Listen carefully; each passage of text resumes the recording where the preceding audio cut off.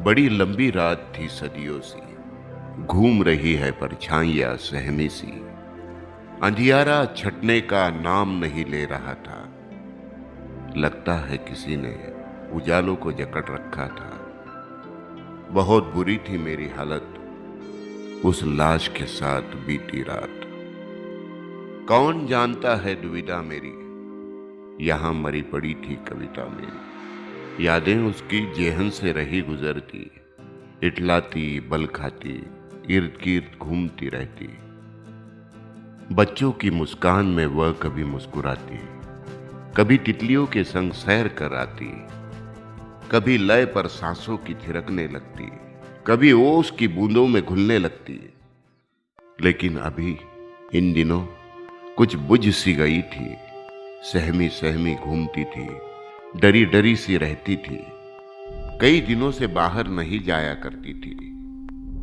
खोई खोई सी टकटकी बांधे गुमसुम सी बैठी रहती थी। खिड़की से परे ताकती रहती थी, बाहरी दुनिया में झांकती रहती थी।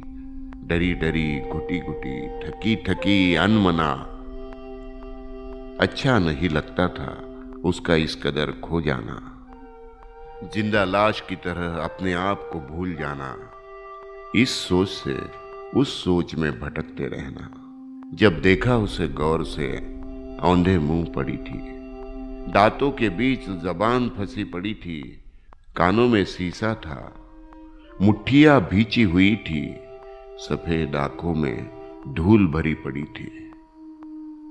रक्त स्कंदन की अवस्था में चला गया, साथ थक्के सा लोगों का जमावड़ा बना दिया। ये आत्महत्या नहीं, धुएं के गर्त में देखी थी।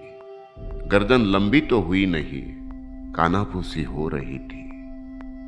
निशान है गर्दन पर गहरा, कलम घोपी गई है, इर्द गिर्द स्याही बिखरी है, शायद किसी ने हत्या की है। कई आवाजें उभरती रही, कानों में जहर घोलती रही। उसके दाह संस्कार के बाद सिर्फ आंखें बहती रही।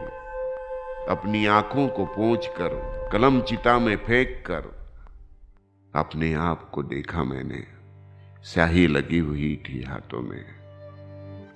यह रात घुल जाएगी चांदनी में, हुआ क्या था कोई नहीं जानेगा। सुलझेगी ना कभी अनबुझ पहेली, किसी पर ना कोई इल्जाम होगा।